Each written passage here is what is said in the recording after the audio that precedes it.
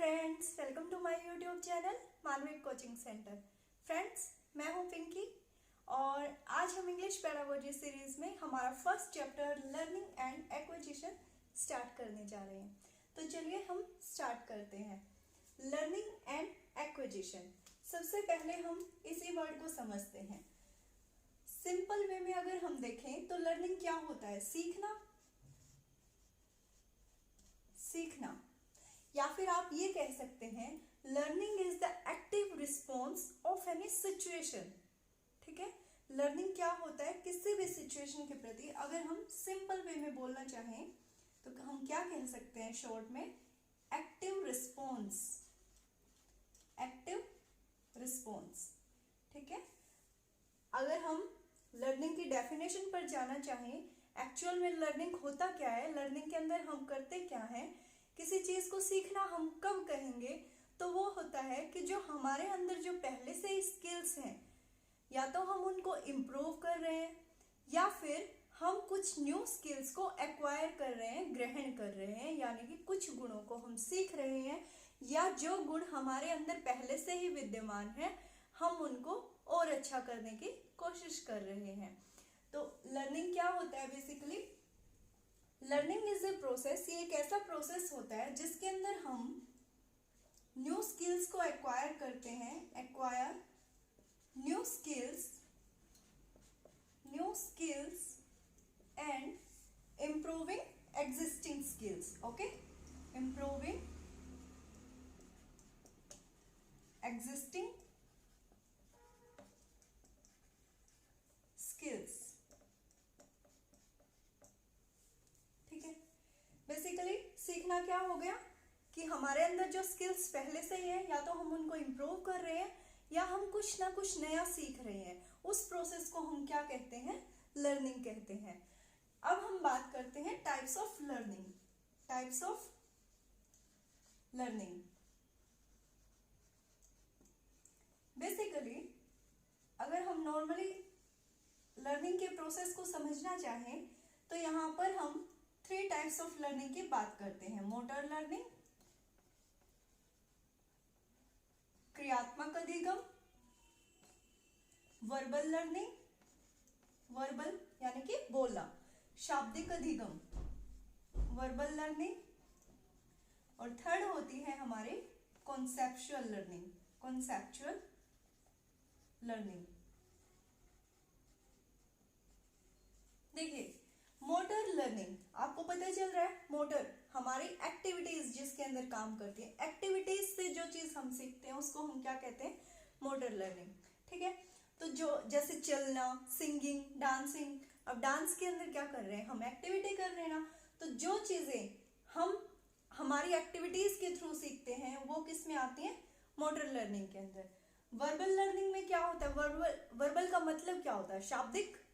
शाब्दिक अधिगम। या तो शाब्दिक अधिगम में क्या होता है? एक लैंग्वेज की जरूरत पड़ेगी, आपको कम्युनिकेट करने के लिए एक लैंग्वेज की जरूरत होती है, और उस लैंग्वेज को सीखने के लिए हम कुछ साइंस, कुछ पिक्चर्स, कुछ वर्ड्स, या ये कह लीजिए कुछ साउंड्स का यूज करते हैं। उन सभी को की स्टडी या उन सभी का सीखना किसके अंदर आ जाता है? वर्बल लर्निंग के अंदर। थर्ड है हमारा कॉन्सेप्चुअल लर्निंग, यानी कि विचारात्मक अधिगम। नाम से ही पता चल रहा है, जिन चीजों को हम सोच समझकर, जिन चीजों के ऊपर हम हमारा दिमाग अप्लाई करके, हमारी सोच अप्लाई करके जिन चीजों को सीखते हैं वो प्रोसेस क्या कहलाता है? Conceptual learning. अब कुछ फैक्टर्स देख लेते हैं, फैक्टर्स ऑफ लर्निंग। जो हमारी लर्निंग है वो किन फैक्टर्स पर डिपेंड करती है, या किन फैक्टर्स का उस पर इफेक्ट पड़ता है। ठीक है, तो देखिए, सबसे पहला इन्वायरमेंट, मेन पॉइंट है ये इन्वायरमेंट। आप सभी को पता है लर्निंग के लिए, किसी भी चीज को सीखने के लिए इन्वायरमेंट कितनी वैल्यू रखता है।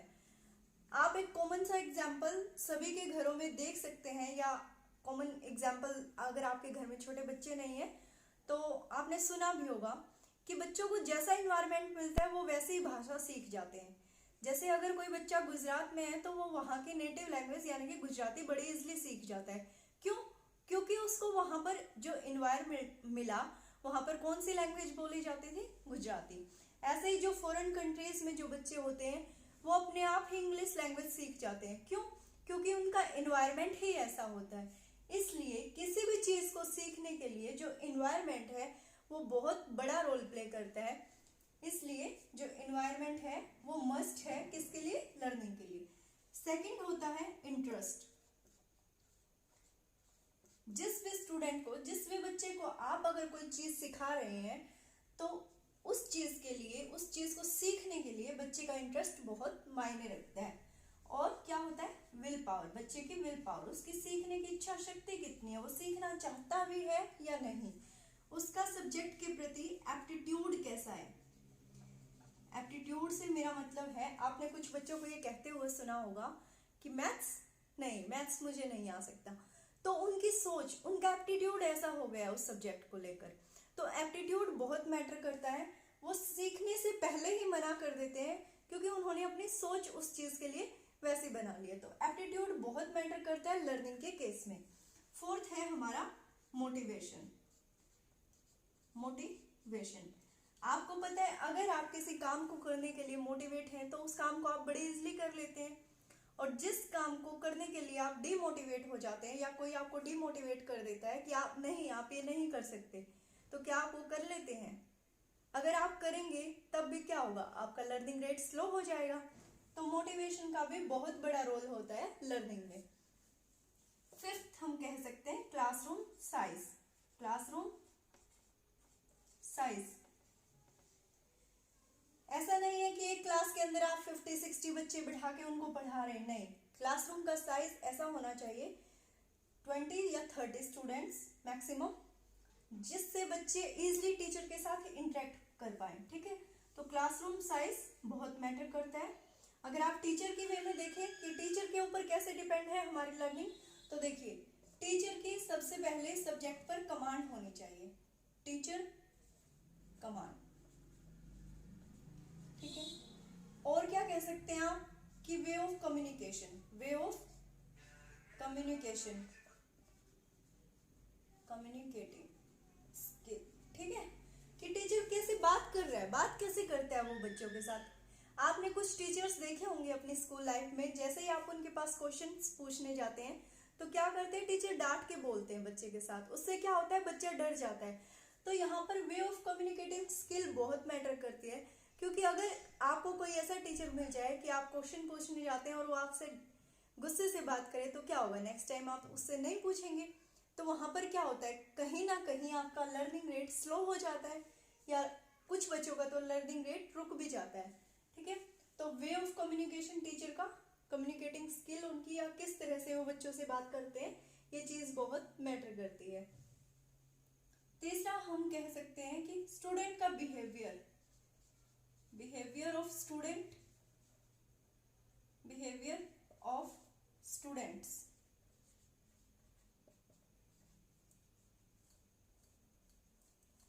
और अगर आप और कुछ पॉइंट इसके अंदर ऐड करना चाहें तो आप क्या कह सकते हैं कि टीचर का एटीट्यूड, टीचर का एटीट्यूड। आपने देखा होगा कुछ बच्चे बहुत प्यार, कुछ टीचर जो है बच्चों से बहुत प्यार से बात करते, तो वहां पर क्या होता है, टीचर और स्टूडेंट का जो इंटरेक्शन है वो बहुत अच्छा होता है। बच्चे टीचर को बहुत ज्यादा लाइक करने लग जाते हैं और वहां पर वो हिचकिचाते भी नहीं है अपने डाउट्स पूछने से। तो वहां पर क्या होता है कि जो लर्निंग रेट है वो फास्ट होता है। तो ये लर्निंग के बारे में हमने कुछ बेसिक्स बातें जो आपने पहले भी पढ़ी होंगी वो डिस्कस की। अब हम चलते हैं एक्विजिशन पे।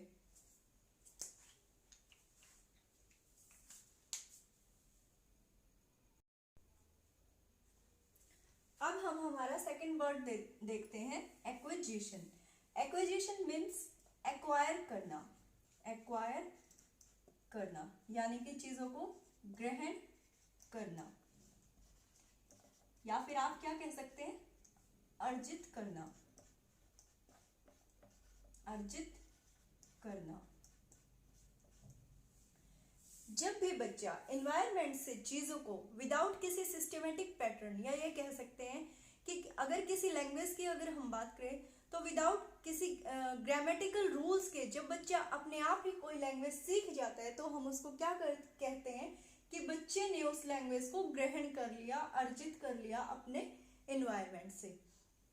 देखिए एक्विजिशन के ऊपर हर बार कोई ना कोई क्वेश्चन आता है, तो इसी वर्ड्स को ध्यान में रखना है कि एक्वायर करना क्या होता है, ग्रहण करना। जब हम एनवायरनमेंट से चीजों को अपने आप सीख जाते हैं तो हम उसको क्या कहते हैं कि चीजें हमने एक्वायर की हैं। एक्विजिशन में कभी भी लर्निंग शामिल नहीं होती है, यानी कि जिन चीजों को हम ग्रहण करते हैं उन चीजों को हमें याद करने की जरूरत नहीं होती है।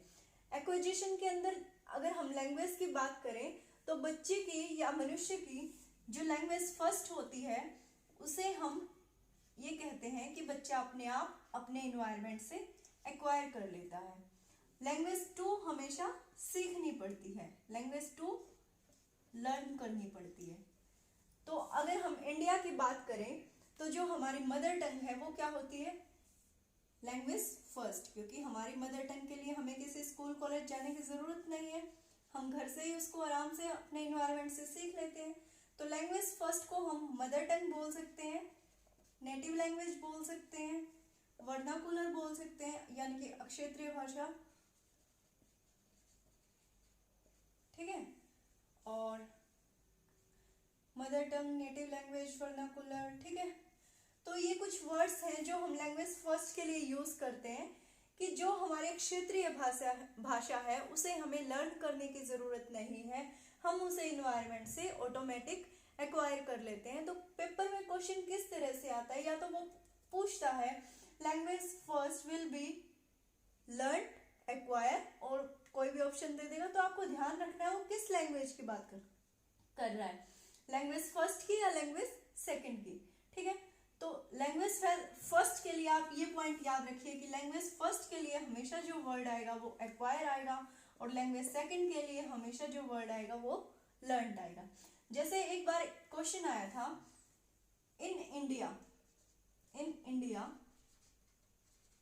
English is a dash, option में कुछ भी दे सकते हैं, वो नेटिव, सेकंड, थर्ड या वर्नाकुलर। तो आप बताइए इंडिया के अंदर जो हमारी इंग्लिश है वो कैसी भाषा है, सेकंड है, फर्स्ट है, नेटिव है। देखिए नेटिव लैंग्वेज अभी हमने बताया कि नेटिव क्या होती है, फर्स्ट होती है। तो इंडिया के अंदर जो इंग्लिश है वो एज ए सेकंड लैंग्वेज है, ठीक है। एक और होता है, एक और क्वेश्चन है कि ऑफिशियल लैंग्वेज अगर आपसे पूछता है, ऑफिशियल लैंग्वेज अगर आपसे ऑफिशियल लैंग्वेज पूछता है तो इंडिया की ऑफिशियल लैंग्वेज है हिंदी, और अगर क्वेश्चन आ जाता है एसोसिएटेड ऑफिशियल लैंग्वेज तो आप क्या कहेंगे, इंग्लिश। ये 2-3 क्वेश्चन मैंने इसलिए बताया क्योंकि इन 2 क्वेश्चंस में बच्चे अक्सर गलती करके आते हैं। ऑफिशियल लैंग्वेज आपको ध्यान रखना है हिंदी है, एसोसिएटेड ऑफिशियल लैंग्वेज है हमारी इंग्लिश, ठीक है। यहाँ से आपको 2 मेन पॉइंट्स पता चल गए कि लैंग्वेज फर्स्ट को हम एक्वायर करेंगे, लैंग्वेज सेकंड को हम लर्न करेंगे। चलिए अब इन्हीं 2 बातों से कुछ और मेन पॉइंट्स को हम डिस्कस कर लेते हैं। आपने कई बार पेपर में ऐसे क्वेश्चन देखे होंगे कि आपकी कक्षा में एक मल्टी लिंग्विज्म बच्चा है, बहुभाषिक बच्चा है, तो आप क्या करेंगे, आप उसको क्या समझेंगे, आप उसको एज ए रिसोर्स ट्रीट करेंगे या बाधा समझेंगे क्लास के लिए। तो आपको हमेशा ध्यान रखना है कि मल्टी लिंग्विज्म यानी कि बहुभाषिक अगर कोई बच्चा है आपकी क्लास में तो आप उसे एज ए रिसोर्स ट्रीट करेंगे, आप उसे अच्छा समझेंगे, ठीक है, बाधा नहीं समझेंगे क्लास के लिए, आप सब उसे अच्छा मानेंगे, आप ये सोचेंगे कि हाँ इससे हमें भी कुछ सीखने को मिलेगा, आप उसे एज ए रिसोर्स ट्रीट करेंगे। कुछ और वर्ड्स हैं जैसे पॉलीग्लोट। पॉलीग्लोट होता है ऐसा बच्चा जो 5 से 10 लैंग्वेज जानता है, 5 और मोर देन 5 लैंग्वेज जो इजिली स्पीक करता है, ठीक है। और बायलिंग्विज्म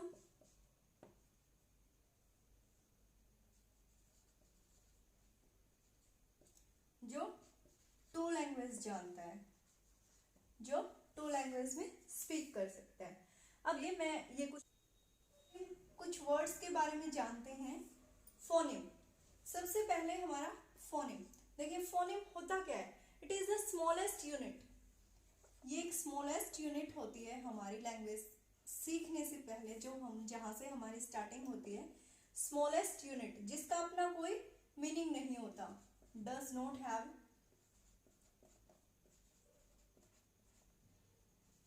एनी मीनिंग। शॉर्ट में लिख रही हूं मैं। फॉर एग्जाम्पल जैसे ए बी सी, ठीक है। फोनोलॉजी होता है, ये जो हम स्मॉलेस्ट यूनिट की बात कर रहे हैं, इनकी साउंड की स्टडी, ठीक है। फोनोलॉजी होता है हमारा साउंड पैटर्न की साउंड सीखी कि इनको बोलते कैसे, ए ब, ठीक है। अब मॉर्फिन यानी कि वर्ड, ठीक है, जहां पर कुछ वर्ड्स जैसे कि इन स्मॉलेस्ट यूनिट को मिला के हम जो वर्ड्स बनाते हैं वो उनको हम क्या कहते हैं, मॉर्फिन, ठीक है। सिम्नेटिक्स क्या होते हैं, वर्ड से बड़ी एक यूनिट, ठीक है, वर्ड से लार्जेस्ट देन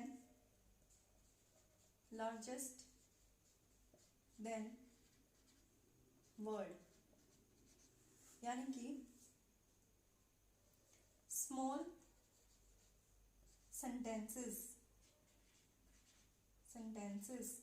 फॉर एग्जाम्पल के लिए आप बोल सकते हैं जैसे प्लीज गो, ठीक है। और सिंटैक्स होते हैं जिसके अंदर हम रूल्स की स्टडी करते हैं, ठीक है। स्टडी ऑफ रूल्स की हम सेंटेंस कैसे बनाएंगे, स्टडी ऑफ रूल्स। एलिप्सिस होते हैं पंक्चुएशन मार्क्स। आपने सेंटेंस के बाद में ये लगा देखा होगा, ठीक है, कि यानी कि अभी ये आगे है, ठीक है, या आप नेक्स्ट पेज पर चलिए, अभी ये आगे है।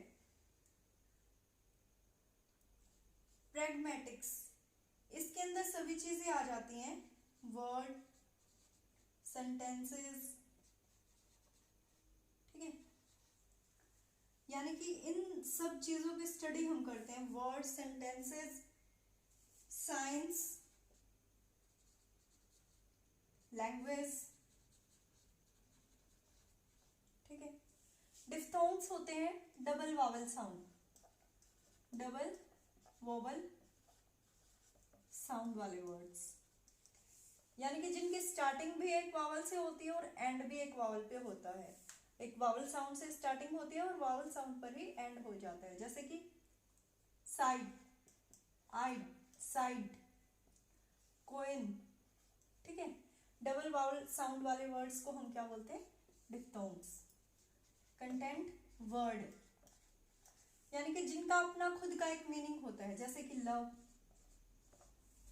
ठीक है, सॉरी, जिनका खुद का अपना एक मीनिंग होता है उनको क्या बोलते हैं हम, लेक्सिकन वर्ड।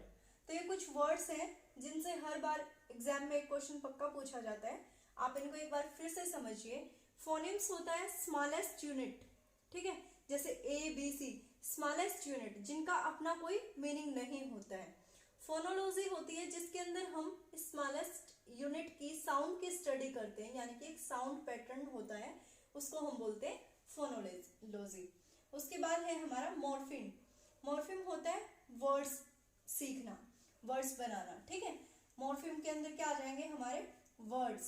सिम्नेटिक्स होता है वर्ड से बड़े, जब हम कुछ स्मॉलेस्ट सेंटेंसेस बनाना स्टार्ट कर देते हैं, या ये कहिए कि लार्जेस्ट देन वर्ड, एंड या ये कह सकते हैं हम स्मॉल सेंटेंसेस, जैसे प्लीज गो, ठीक है।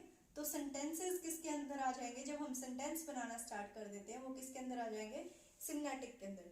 सिंटैक्स के अंदर हम क्या करते हैं, जो हम सेंटेंस बना रहे हैं वो किस रूल से बना रहे हैं, स्टडी ऑफ रूल्स। जैसे हम पढ़ते हैं ना, subject plus verb plus object, helping verb plus object, तो ये किसके अंदर करते हैं, ये स्टडी हम सिंटैक्स के अंदर। एलिप्सिस, ये पंक्चुएशन मार्क आपने देखा होगा, प्रैग्मेटिक्स, इसके अंदर हम स्टडी करते हैं उस प्रोसेस की जिसके अंदर हम सीखते हैं वर्ड, सेंटेंसेस, साइंस, लैंग्वेज, सभी चीजें, ठीक है। ये एक स्टडी प्रोसेस है। डिफ्थोंग्स होता है डबल वावल साउंड वाले वर्ड। लेक्सियल वर्ड होते हैं कंटेंट वर्ड, यानी कि जिनका अपना खुद का एक मीनिंग होता है, जैसे लव, सॉरी, और भी कोई वर्ड सोच सकते हैं आप। बताइए कोई वर्ड, जैसे टेक इट, टेक इट, जैसे डाउन, ठीक है। तो ऐसे वर्ड्स जिनका खुद का एक मीनिंग होता है उनको क्या बोलते हैं हम, लेक्सियल वर्ड। तो आज की वीडियो में इतना ही। नेक्स्ट वीडियो में हम सेकंड चैप्टर करेंगे। अगर आपको वीडियो पसंद आए तो वीडियो को लाइक, शेयर और सब्सक्राइब जरूर कीजिएगा, और एक बार क्वेश्चंस की प्रैक्टिस जरूर कीजिएगा। प्रीवियस ईयर के पेपर उठाइए और देखिए क्वेश्चंस सोल्व होते